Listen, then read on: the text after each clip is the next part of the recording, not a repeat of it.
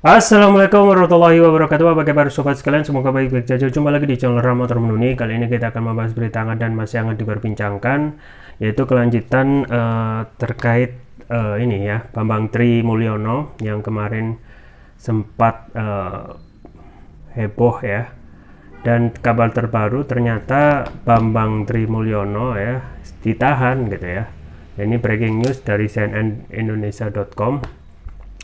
Dan juga Gus Nur ya, Gus Nur. Nah, ini terkait kasus penistaan agama ya, sesuai yang dilansir oleh cnnindonesia.com ya. Langsung saja kita baca dan kita ulas. Penggugat ijazah palsu Jokowi ditangkap terkait kasus penistaan agama. Jakarta, CNN Indonesia. Penggugat ijazah palsu Presiden Joko Widodo Jokowi Bambang Tri Mulyono ditangkap polisi. Dia menjadi salah satu tersangka kasus dugaan ujaran kebencian serta penistaan agama. Tersangka pertama adalah SNR Sugi Nur Raharjo, kedua adalah BTM Bambang Tri Mulyono, kata Kabag Penum Humas Polri Kombes Nurul Azizah di Mabes Polri Kamis 13 Oktober malam. Nurul menyebut keduanya diduga menyebarkan ujaran kebencian serta penistaan agama yang disebarkan lewat konten unggahan akun YouTube Gus Nur 13 Official. Diketahui Bambang adalah pihak penggugat Jokowi atas tuduhan ijazah palsu ke Pengadilan Negeri PN Jakarta Pusat.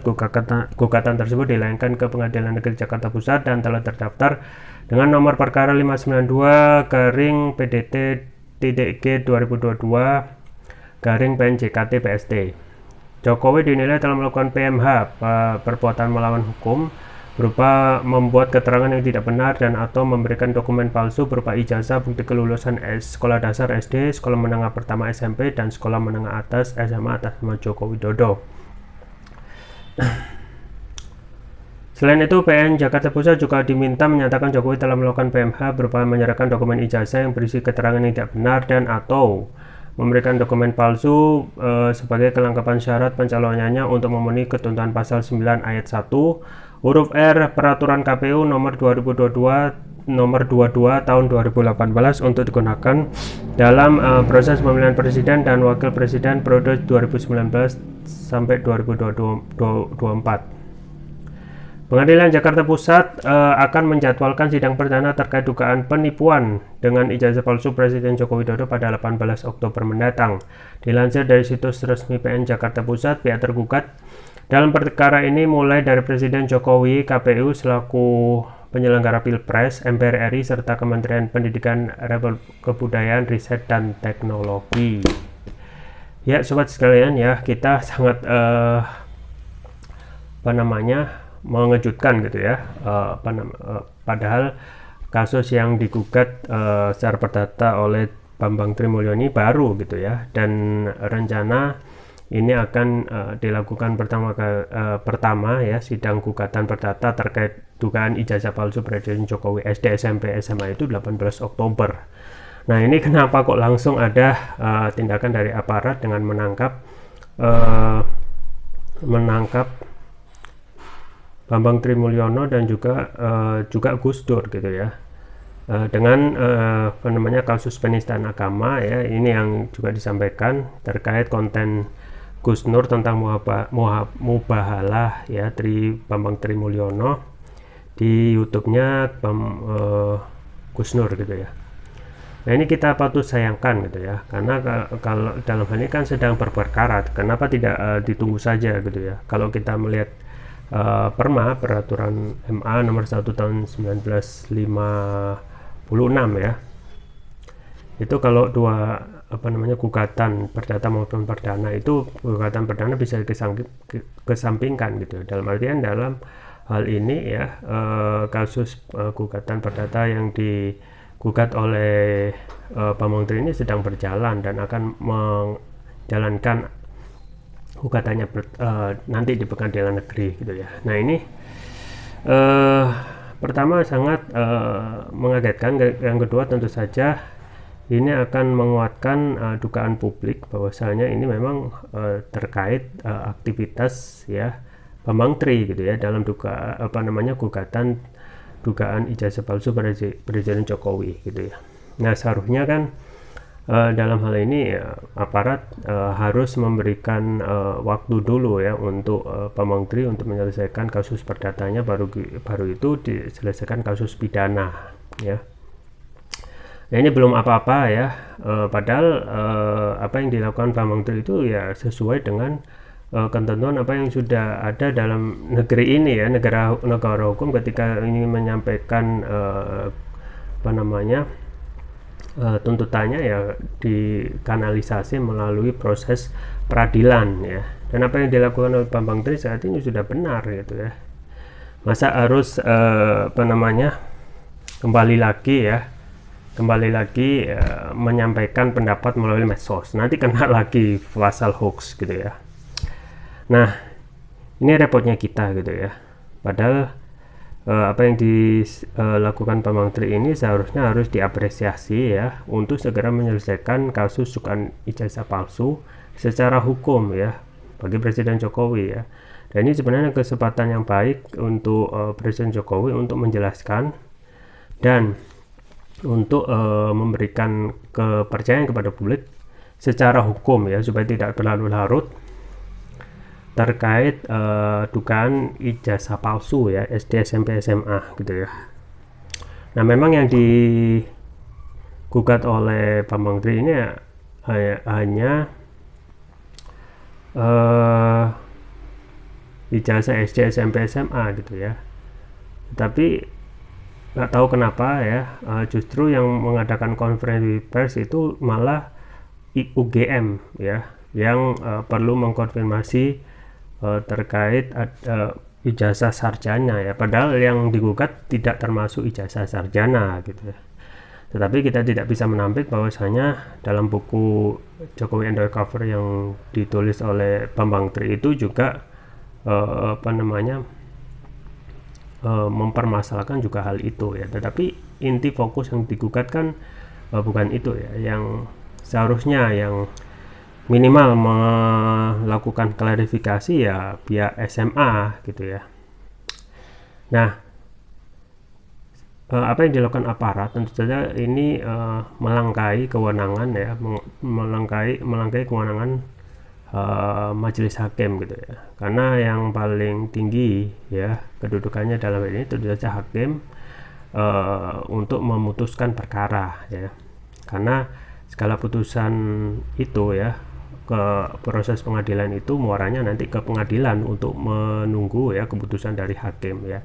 Kita pun ya melakukan gugatan ya, tuntutan atau apa yang dilakukan oleh penyelidik dan juga penyidik nanti ya, semuanya akan bermuara ke pengadilan dan menunggu putusan hakim ya. Justru inilah ya, lebih tinggi mana antara posisi majelis hakim dengan para penyidik gitu ya. Nah, dalam hal ini memang terkesan melangkahi kewenangan majelis hakim yang harusnya, kalau kita melihat sudah ada perma ya, peraturan Mahkamah Agung yang kalau sudah ada dua gugatan perdata dan pidana, salah satunya bisa dikesampingkan dan lebih mendahulukan salah satunya dulu gitu ya, perdata. Nah, ini khawatir kalau sudah ada penahanan seperti ini ya, publik pasti akan menduga kuat bahwasanya ini terkait kalau ada penangkapan, penahanan ya, ada tuntutan warga terhadap apa namanya pejabat seperti ini ya. Kemudian apa yang dilakukan Bambang Tri ya dengan adanya penahanan ini justru akan menguatkan dugaan bahwasanya ijazahnya memang palsu gitu ya. Nah, ini kita khawatirkan ya. Seharusnya kan kita tunggu saja proses pengadilan ya. Kalaupun menang ya, Bambang Tri menang, berarti sesegera itu ya, karena yang digugat bukan hanya Presiden Jokowi, tetapi yang digugat juga KPU ya, penyelenggara Pilpres, kemudian MPR ya, kemudian juga Mendikbudristek ya. Nah, kalaupun menang Bambang Tri Mulyono, ini sudah juga membantu gitu ya, membantu MPR untuk segera melakukan sidang istimewa untuk melakukan pemakzulan ya, pemberhentian ya, sesuai pasal 7 itu Undang-Undang 1945. Nah, Nah ini ya kita ketahui ya, kita sampaikan berulang-ulang, ini sebenarnya bukan kepentingan Bambang Tri saja gitu ya, tapi kepentingan pemerintah ya, dan juga seluruh rakyat ya. Tentu saja kita tidak ingin ya kita dalam hal ini itu dipimpin ya oleh pemimpin yang dalam melakukan proses pilpres itu ya, dalam apa namanya, syarat-syaratnya termasuk ijazah itu memakai ijazah palsu gitu ya. Nah dari awal kalau ada kebohongan atau kecurangan ya, tabiat manusia seterusnya itu akan menganggap kecurangan dan kebohongan itu menjadi hal biasa. Nah ini patut kita pertanyakan gitu ya, kredibilitas dan juga integritas dari aparat, dan juga kalaupun Bambang Tri dalam hal ini gugatannya kalah, ya berarti sudah ya kita terima keputusan pengadilan bahwa tentu saja apa yang disampaikan di pengadilan nanti benar-benar valid ya, tidak ada tekanan-tekanan dari penguasa yang mengintervensi ya proses peradilan pidana ini, peradilan perdata ini. Nah justru ini akan membuat perkara itu menjadi lama gitu ya, karena sedari awal proses ini sebenarnya sederhana gitu ya. Bambang Tri Mulyono ya melakukan gugatan ya, kemudian itu sudah mendapatkan nomor gugatan ya, nomor gugatan perkara nomor 592 pdt.g/2022.pnjkt.pst gitu ya. Artinya ini sudah melalui kanal yang resmi ya, kanal yang seharusnya seseorang ya itu harus lalui ya untuk memperoleh keadilan secara legal ya. Nah saya juga membaca ya yang terkait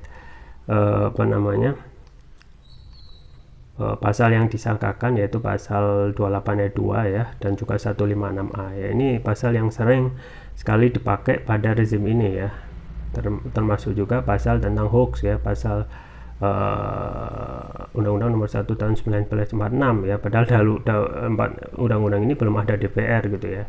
Nah khusus pasal yang disangkakan kepada BTM ya, Bambang Tri Mulyono dan Gus Nur terkait konten mubahala ya, kita ketahui mubahala ada dalam, ya kan, tidak bisa dipungkiri itu ada dalam agama gitu ya. Terus kalaupun nanti jadi diperkarakan ke pengadilan, otomatis pihak penyidik ya ataupun nanti harus didatangkan para ahli gitu ya, dan ahli itu tentu saja ahli agama, dan yang bisa kita percaya tentu saja dari MUI ya. Nah tentu saja kita tidak bisa tidak mungkin dalam hal ini ya dari pihak saksi ahli misalnya dari pihak MUI itu sampai membantalkan ataupun menganggap mubahala itu sebagai kasus penodaan agama gitu ya. Nah ini saking dalam tanda kutip kegelisahan di sana sini ya, dan kita tidak melihat bahwasanya ini benar-benar murni ya kasus yang disangkakan tentang penodaan agama, tetapi lebih kepada permuatan politis gitu ya.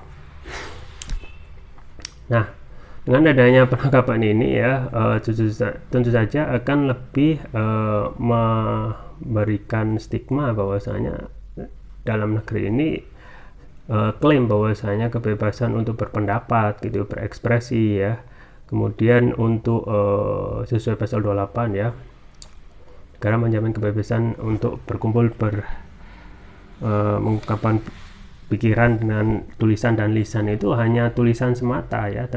Yang terjadi adalah ketika seseorang itu sudah diklaim ya ataupun penguasa dalam ini rezim itu tidak suka, bisa saja dipidana dengan pidana ya sesuai dengan subjektivitas gitu ya, bukan berasal dari hukum yang adil gitu ya. Nah ini juga kembali lagi kepada hasil investigasi laporan dari Washington Post ya, selain investigasi tentang temuan ya di Kanjuruhan ya tentang 40 mata gas air mata yang ditembakkan, laporan yang lain termasuk juga adalah kewenangan kepolisian yang terlalu besar gitu ya. Bagaimana polisi itu melakukan mempunyai kewenangan besar ya, dan melakukan tindakan yang sifatnya militer dan tidak ada yang bisa mengontrol ya. Siapa saat ini yang bisa mengontrol ya, dari proses penyelidikan, penyidikan ya, kemudian penangkapan ya, penetapan pasal-pasalnya itu terkesan subjektif gitu ya. Nah, kalau kita kembali konsisten terhadap kasus penodaan agama, banyak penodaan agama yang dilakukan oleh orang yang sudah menjadi langganan, misalnya Ade Armando dan kawan-kawan, itu udah bertahun-tahun tidak diproses di pengadilan ya. Kalaupun dipanggil itu cuma hanya panggil, tidak ada penahanan ya, karena pasal 156A itu tentang penodaan agama hukumannya minimal 5 tahun ya. Dan kalau sesuai kalau sudah kena pasal penodaan agama ini harus ditangkap, ditahan ya. Nah, ini tidak untuk orang-orang yang sering langganan ya melakukan penodaan agama ya. Nah, ada banyak penyidik yang memeriksa kasus Kusnur dan Bambang Trimulyono ini ya. Seharusnya memang tidak seharusnya seperti itu ya, karena ada hal ya, persoalan yang belum selesai, misalnya persoalan tragedi Kanjuruhan ya. Saat ini sudah seminggu lebih gitu ya, belum ada titik jelas ya. Pun juga kasus Verdi Sambo itu juga belum selesai gitu ya. Coba dalam hal ini polisi itu memang harus sifat fair ya, lebih baik memfokus kepada menyelesaikan kasus-kasus yang sudah ada ya, yang belum selesai, daripada mencari kasus-kasus baru gitu ya. Malah ini akan membuat kondisi menjadi gaduh gitu ya. Nah, ini tentu saja menjadi koreksi ya, bagaimana ke depan. Dalam satu sisi ya, polisi juga ingin memperbaiki nilainya di masyarakat, tetapi dari sisi lain ya, aksi-aksi represif seperti ini ya, dengan melakukan penangkapan yang berdasarkan subjektivitas tetapi tidak objektif, akan sangat sulit sekali untuk mendapatkan kembali kepercayaan publik. Kita tunggu saja ya ke depannya terkait penangkapan BTM dan Kusnur ini ya, Bambang Trimulyono dan Kusnur, terkait ijazah palsu yang menggugat dugaan ijazah palsu Jokowi ya. Ya, kita keadilan ya pada akhirnya nanti pasti akan menembungkan jalannya sendiri, dan kedoliman itu pasti akan hancur ya dengan sendirinya. Itu yang bisa saya sampaikan. Semoga bermanfaat. Jangan lupa like, share, dan subscribe. Sampai jumpa lagi. Wassalamualaikum warahmatullahi wabarakatuh.